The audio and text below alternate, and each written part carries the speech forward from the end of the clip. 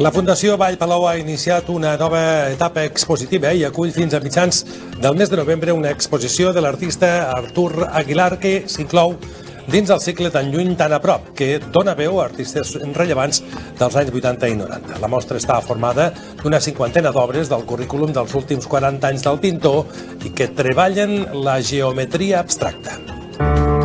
Les parets blanques de la Fundació Vall Palau contrasten ara després de mesos buides amb les pintures de l'artista barceloní Artur Aguilar.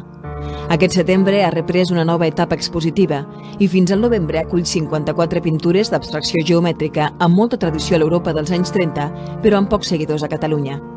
Observem en la seva obra com treballa amb detall la superfície de la pintura, l'espai i la vibració del color, partint del classicisme fins a l'avantguarda i destacant-lo com a clàssic i minimalista.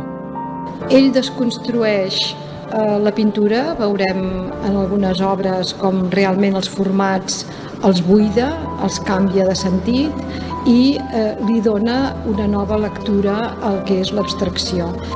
Aguilar va aparcar la figura i el realisme i es va interessar per la geometria, en descobrir que està present de manera directa i molt concreta en la natura i en la nostra vida quotidiana.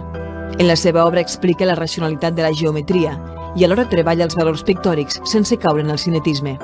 I per no ser una cosa tan freda com podia ser un minimalisme dur, com jo soc pintor, doncs també treballo els valors pictòrics, o sigui, no hi ha obres que el seu fons sigui, per exemple, blanc i la forma sigui negra, o que no estigui treballat al fons a base de veladures i donar-li un valor pictòric a l'obra en si.